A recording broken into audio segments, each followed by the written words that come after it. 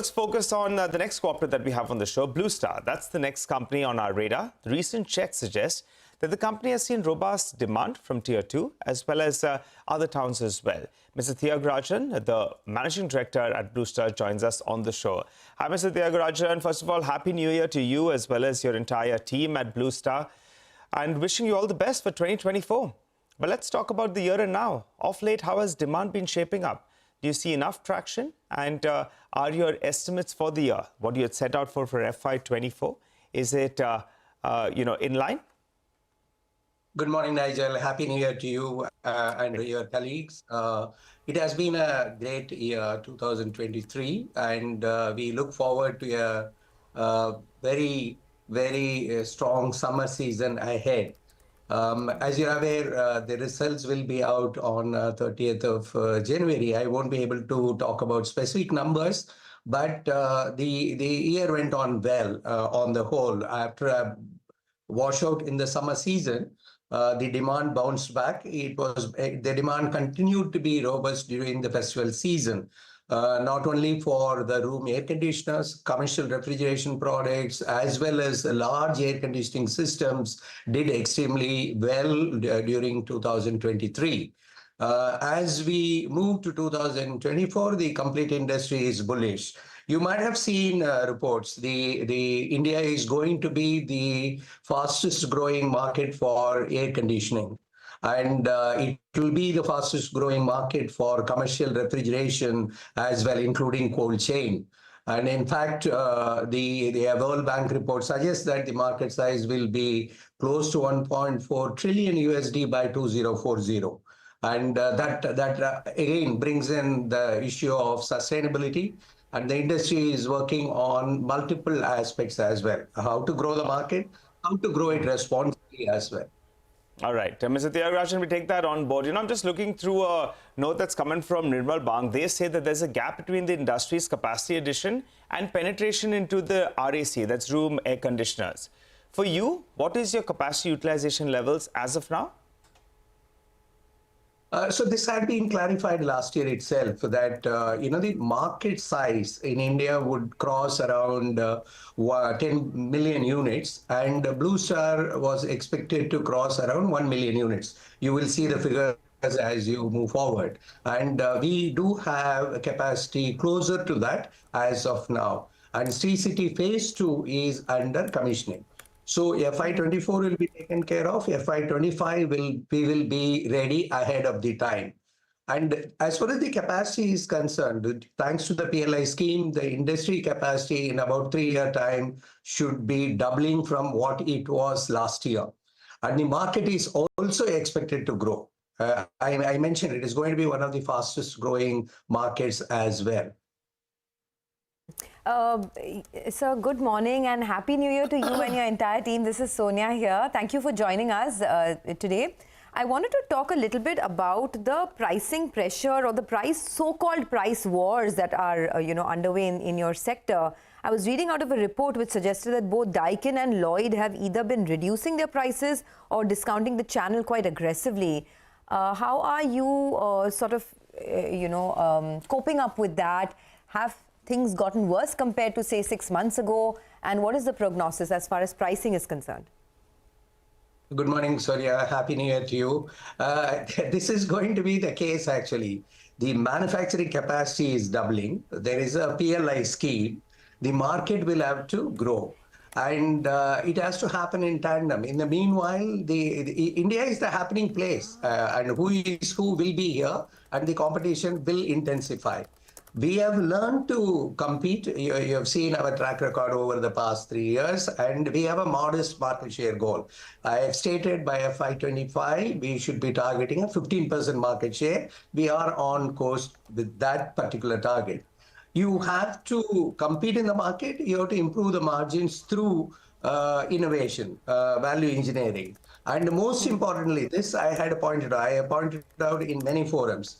The entire PLI scheme, which is close to some 4,500 crores now, that is going to get diluted in terms of pricing. Any PLI scheme improves the manufacturing capacity, and the PLI is paid on the sales growth, right? The nomenclature, production-linked incentive, is misguiding. The PLI is paid on incremental sale over FY21 figures. So therefore, I have to keep showing incremental growth. So are my competitors. In the process, I think that money is going to the consumer's hand, the market will grow, the scale will be built. So there is no doubt that the competition will intensify. Thanks to backward integration, thanks to innovation, you should be able to manage the margin. Most importantly, the operating leverage due to scale. That is what has benefited us throughout 2003. That's what we are hoping. That's interesting. So you're saying that competition will definitely intensify, but you are holding on to your 15% market share target by FY25. I'm trying to understand what could the extent of the reduction in prices be. I understand that there will be operating leverage benefits because of scale, but how much do you think prices could head lower? And from your end, what is the game plan? So there are many variables in that. Number one, let me assume that the commodity prices, which is an unknown animal, a number of things happen out there. I would assume that that is going to be stable. That assumption I will make. Exchange rate assumption I will make that will be stable. And energy label change is not going to be there throughout the year. It happened last year. Again, it will happen only year after. Within this parameter, one important thing that is happening is more than 65% of the market is shifting to tier 3, 4, 5 towns. And you have close to 52% of the sale happening through consumer finance. The next one is you are having 92% of the consumers are first-time buyers. So the entry-level products are the ones that are getting sold. So if you ask me to guess, I think the prices are at the lowest level at this point of time. If the summer demand is good, the prices will hold. If summer demand is not picking up, it varies. Somewhere around maximum of 5% reduction can take place. See, each of the element I told you is a huge cost. Consumer finance is a very huge cost that you have to bear. No, so hi, season's greetings to you. Actually, good that you brought that up. I mean, my first question was actually on margins, just to complete that point. Despite the competitive intensity, as you said, obviously, there's some benefit, I'm supposing, that's coming in from softening raw material prices. So all things put together, the improvement in margins that we had started seeing, I mean, you were at 6% at the end of the second quarter. I'm not asking for a specific figure, but in general, despite competition, can you at least hold margins where they are, if not improve them? Good morning, Surabhi. This also I have clarified. I used to think till FY21 that getting an EBIT margin of somewhere around 10% is possible. It came down to 9%. Today, if you ask me, I think in the next 3-year time frame, anywhere between 8 to 8.5% operating margin is only possible. This is happening precisely due to the factors that you highlighted. Okay, got that. So that gives us a sense of, the sustainable margin run rate that perhaps companies in the space will have to contend with. Now, just to talk about the other point, you mentioned consumer financing, and 90% of the sales are happening through that channel, and that's where the RBI had tightened screws. Now, it's been a couple of months since this has played out through the system. What do you see on ground? How is pricing shaping up? How are banks and NBFCs looking at a lot of the the consumer loans that they were giving out, where risk weights went up, and therefore, just the cost of giving those loans went up?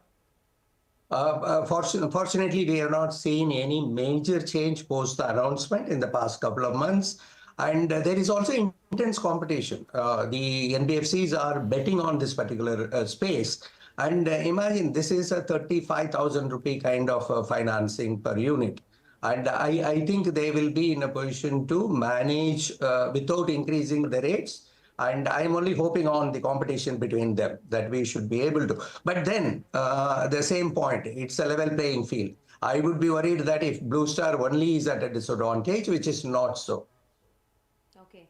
All right, sir. Have a great 2024. Thank you for joining in and speaking to CNBC-TV18. So that's Blue Star. The stock has gone up 60% in the last 1 year, but there is definitely competition kicking in now. There's a pricing war, so to speak. And he says that this is only because of growth that is coming through. So everyone wants to get ahead in the market, and this is leading to, operational leverage as well.